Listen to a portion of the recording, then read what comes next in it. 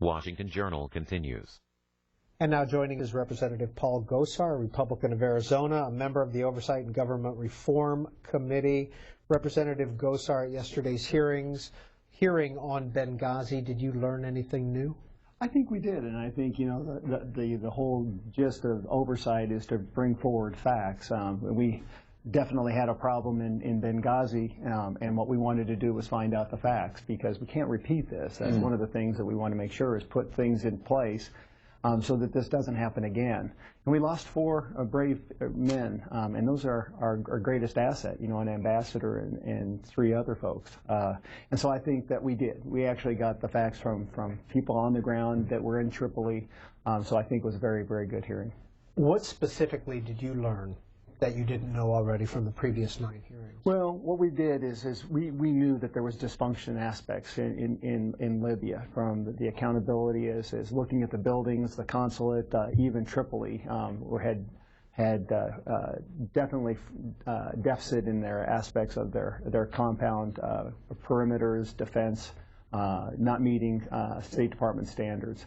We also knew that they had some of their defense removed prior to this. And so we actually saw on the ground facts that dispelled the narrative that the administration and the State Department actually put out on that fateful Sunday weekend. That totally dispelled, you know, that this wasn't about a video. It wasn't an orchestrated process. This was very deliberate, and this was an attack. When Greg Hicks talked about the phone call from Cheryl Mills, was that new information, or had that been reported? That's new information. That's coming from, particularly from his vantage point, being you know, the number 2 in Libya, being in Tripoli, and being the last person to talk to the ambassador. Now, several of the Democrats, including our previous guest Jackie Speer, made the mention in the hearing that Mark Thompson would not meet with the Democratic staff to get an idea of their line of questioning. Did he meet with the Republican staff, and did that tend to put a partisan pall over the hearing? I don't think so. I mean, I think that he actually reached out and stuff, but I don't think there was an organized, you know, question and answer period with Mr. Thompson from our standpoint. And I think that was stated by the chairman in the meeting as well. But I think coming forward as a whistleblower with the contentious aspects that were already shown here, I mean, you've seen Mr. Hicks has basically been pushed back to being a desk, you know, sitting at a desk doing nothing of what his profession is all about. And what we've seen in past retaliation to whistleblowers and Fast and Furious, you know, people want to minimize that exposure until they actually have their say. Now, Representative Gosar, what was your line of questioning about yesterday? My line of question was to bring out some of the facts and the narrative of starting with what transpired with this narrative with the Secretary of State, Ms. Clinton, in regards to what did it matter. And I gave that chance to Mr. Hicks to talk about it and how it really impugned. It actually called the president of Libya a liar, you know, because he had gone earlier on Sunday talking about that this was an attack, defamed him, defaced him in front of the people of the world plus his people. And I think it really, don't think, but it actually showed that we were delayed in our investigation some 17 days with the FBI, disallowing them to get into Benghazi. And the crime scene was disrupted. Very few things were actually secured. So, and that's why we are where we are today. Have you been to Libya, and if not, have you talked to your colleagues who were in Libya, and what did they have to say? I have not been to Libya. I've been very, very close. I went on a Codell that looked at embassy security in January. We went to Istanbul, Turkey. We went to Israel. We went to Cyprus. We went to Beirut, Lebanon. We went to Algeria. We went to Morocco, and we also went to Spain. So there is definitely a problem that we've got here. It's not a matter of if, it's just when this is going to happen again, and that's why these hearings are so important. Velo tweets in, really? 5 months into the new year and we're still dealing with this topic? Ugh, over it. Well, I'm glad they're over it, but this goes at the very soul of America. You know, when we take our precious resources, our men and women, our armed services, our State Department people, and put them in harm's way, and then we watch them die and we don't do anything, that's sad, because this is really what this is all about. And why did it take so long? A lot of people are asking that question. Mr. Hicks made that very perfectly clear. He tried to work this as a remedy through the State Department through internal mechanisms before coming forward. And then I also hinted at it before, is that the way we've treated whistleblowers in the past with retaliation makes the very people recalcitrant to even try to come forward. Catfish Kim tweets in, how is Benghazi different than the embassy attacks under previous administrations? Well, I mean, that was brought up yesterday. You could actually take this storyline and look at Nairobi, Kenya, and actually get the same result here. We got a failure here. And that's what part of the problem is. I'm a dentist impersonating a politician. There's accountability in the private sector, but what we lack here is accountability in the public sector. We seem to allow political folks to pass and allow them to bypass justice and being accountable. And that's got to stop. And I think that's what is missing here. We haven't held the political appointees accountable, because yesterday it was very clear that they tried to blame some of the folks within the State Department at the lower levels instead of those that are at the highest level. And it definitely points that some of these decisions were made at the Secretary of State's decision-making process. Representative Paul Gosar is our guest. He's a Republican of Arizona, a member of the Oversight and Government Reform Committee. He's in his second term currently in Congress.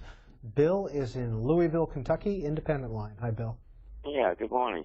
Let's say I've been watching presidents. I'm a little older than you fellas. I've been watching presidents since Harry Truman. And I think this whole business about Benghazi is very clear as to what happened. I think if you remember back to the second presidential debate when Mr. Romney was debating Mr. Obama, he didn't bring up the question of Benghazi. Now, it was my understanding that he received the Central Intelligence Agency briefing prior to that debate. And most of the material concerning Benghazi was classified. I was wondering if that was the reason he didn't bring it up, because he knew it was classified at that point in time. As far as what actually happened, I think that's abundantly clear. Mr. Obama got beat in the first debate, and he couldn't take another beating in the second debate.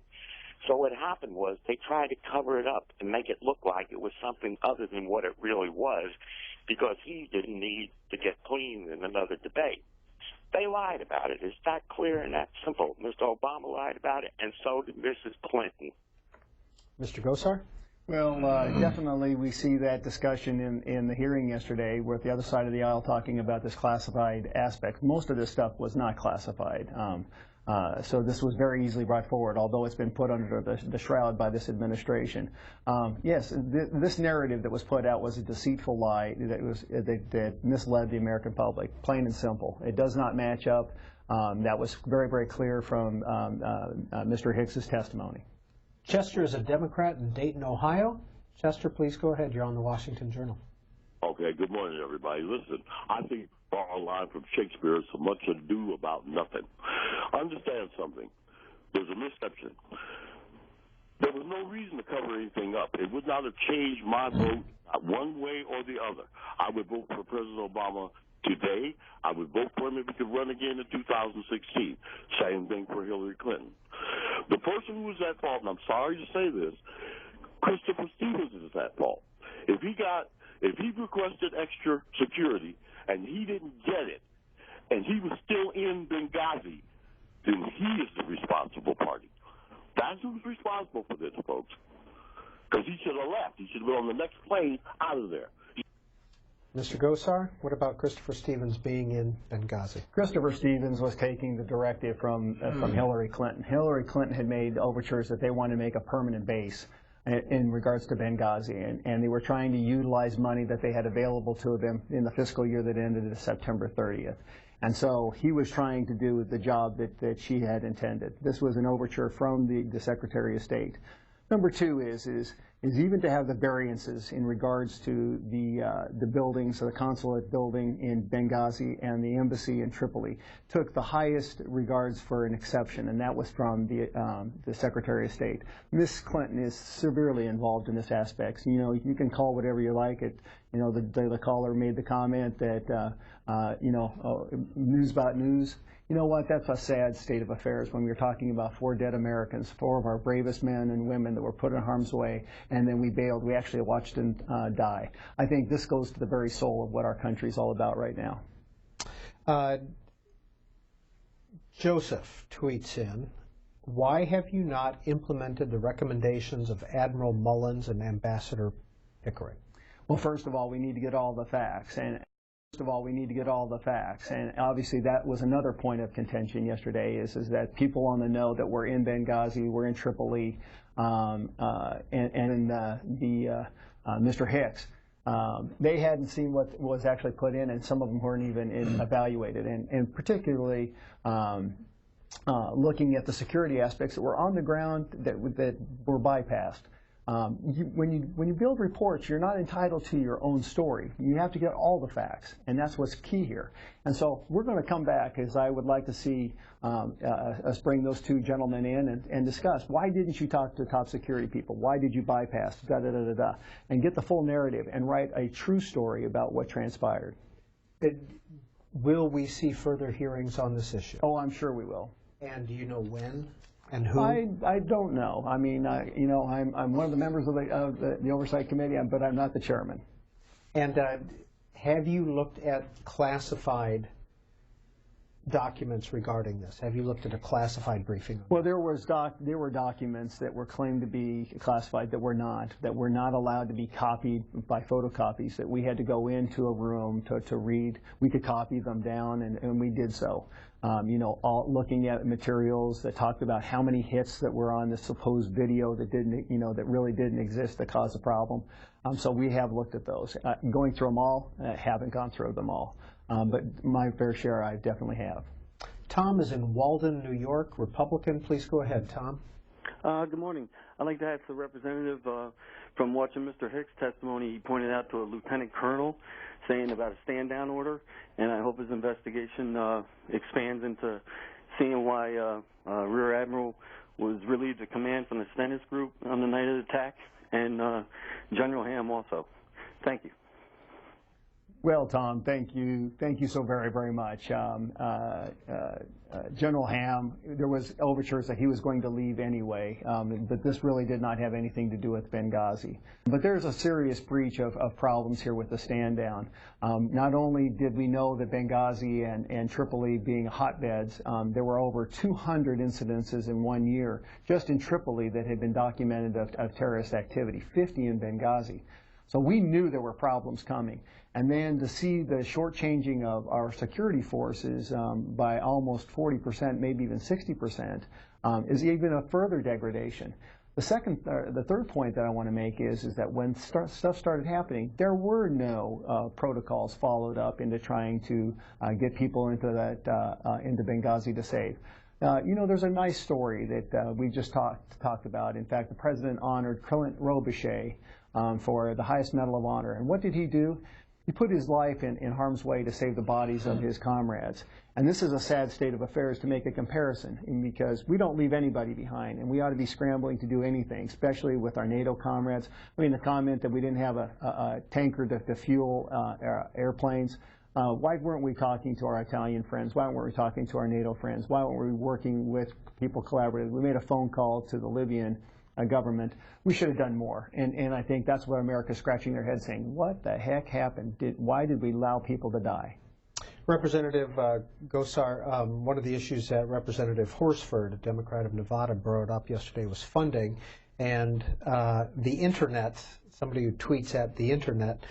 What does Representative Gosar think about congressional Republicans blocking funding of embassy security? Well, you know, even the Secretary of State, Ms. Clinton, said this had nothing to do with funding. But I'll give you an inside view as well, that, you know, to tease the viewers out there. You know, when I went on this Codell, we went to Morocco, where we're building a brand new embassy. We're spending $154 million. And once again, I want to remind the readers, the listeners, that I'm a dentist impersonating a politician. And so my comment was, you know, how much is our old embassy worth, and do we have a buyer? And they didn't even know that. It had been 6 years that they didn't know any of that sort. We're also spending $1 billion on an embassy in Great Britain. Why do we need that? This is a problem with prioritization. Even the Attorney General, or the State Department Secretary of State, made the comment this had nothing to do with money. So let's make sure we're talking about the facts. Jean is in Big Sandy, Texas, independent line. Jean, go ahead. Hi. Let me start by saying I am really military inclined. My husband is a disabled Vietnam vet. Thank you. So the fact that we left people to die in Benghazi, what does it matter? It still matters to me, and I don't even know them. And I can't believe I'm the only one. Now, let me say this. I am a true independent. I voted for Bill Clinton both times, did not vote for Gore, did not vote for Kerry, voted for Barack Obama in 2008, did not vote for him in 2012. And based on what happened in Benghazi, praise God, I did not vote for him in 2012. This was so inept. And I don't even think the Republicans, the people who are trying to uncover this, have even scratched the lid off of what truly happened. But weeks after, well, not weeks after, but a while after all this happened, the president stood in front of the UN and still talked about a video. I watched that happen on the video, and how those Democrats that criticized these men yesterday could do it with a straight face blows my mind. It was one of those days I was really glad I was independent. I'm embarrassed for our country. I'm ashamed of our administration. And right. I do Gene, I think we got the Republicans. points. We'll get an answer from Representative Gosar. Well, Gene, you're not the only one. You know, there's numbers of us that said, what does it matter? When I asked that question of Mr. Hicks, before I even gave him a chance, I said, I'm mad. And I had to turn away. I can't watch the comments from our Secretary of State. What did it matter? It does matter to America. It does matter when we're putting the resources of our brave men and women at the line and then backing them up with lies. I think that is a disgraceful aspect.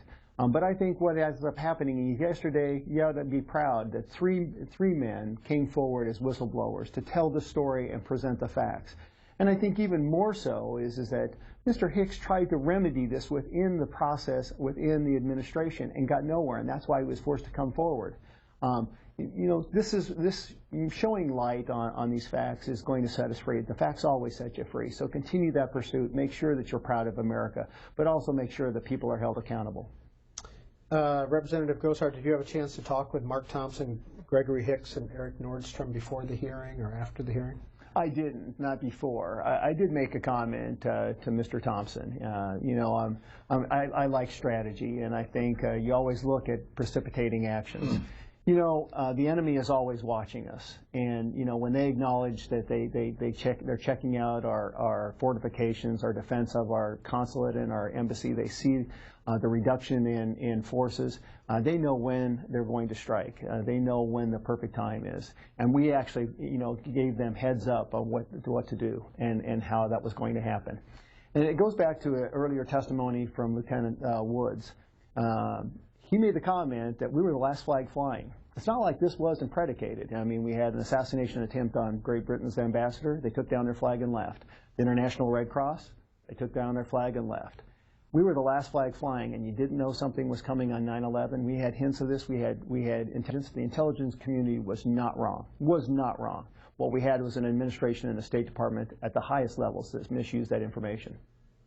Rodney, Hyattsville, Maryland, here in the suburbs, Democrats line. Rodney, you're on the Washington Journal. Yes, good morning. I just have one question. The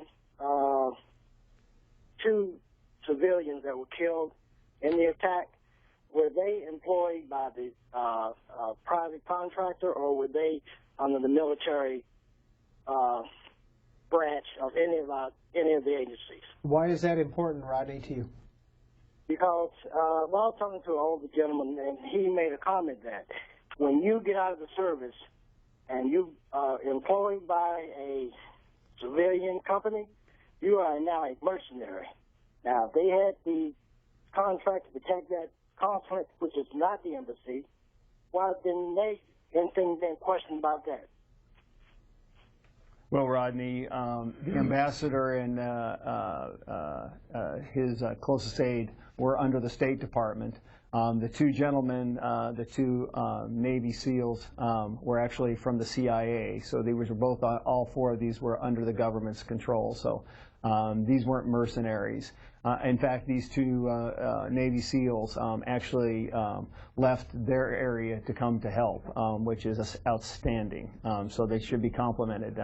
But, you know, if you think about it, how great our fighting men and women are, I mean, the accounts yesterday showed that maybe 6 of our men with small arms actually retook a compound that had over 60 people that overran it. That's how important it is to have more resources, even just a few resources. That tells you how good our fighting men and women in Special Forces are. Linda, Santa Barbara, California, Republican line. Yeah, I watched the hearings yesterday, and I wanted to comment on something that Mr. Hicks said. He mentioned that he had talked with the ambassador and alerted him to the problems in Egypt.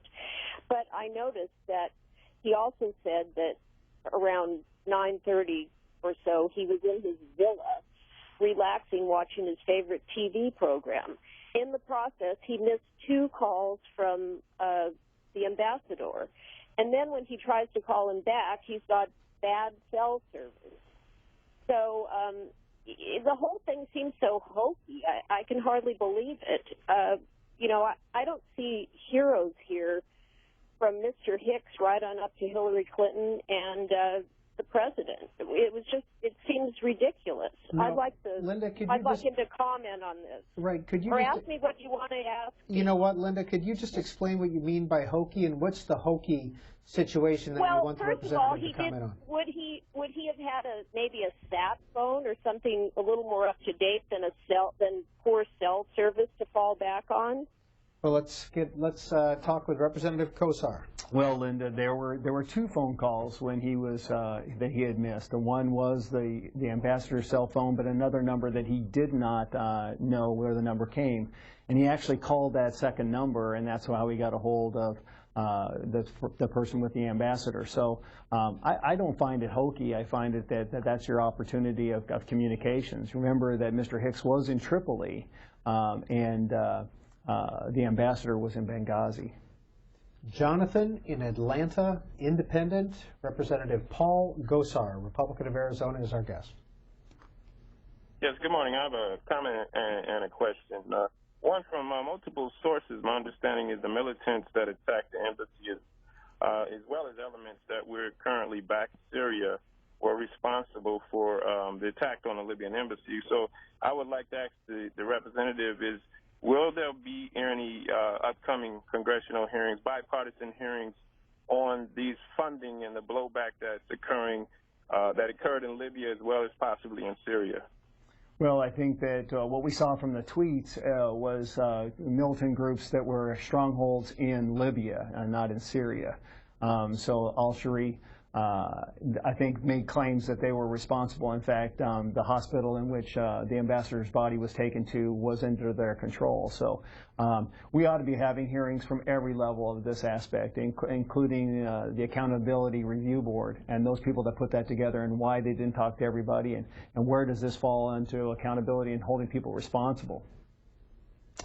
Marie, Glen Burnie, Maryland, Democrat. We have a few minutes left in our program this morning.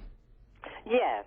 I would like to say to the representative from Arizona, now I saw the hearing yesterday, and I really believe that it was a disgrace to me and to a lot of American citizens the way the Republicans tried to use this forum in order to discredit. They're thinking ahead for 2016. They're trying to discredit Hillary Clinton just in case she decides to run as President of the United States. They are so afraid that they're not going to have a chance to get in the office, get into the White House, because they hate this president so much. And I am totally disappointed in the Republican that they're supposed to represent all of the United States, not just their particular party. Well, Maria, I think that's what's so great about the Constitution, is that you have the freedom of speech to tell your opinion. I don't share that opinion.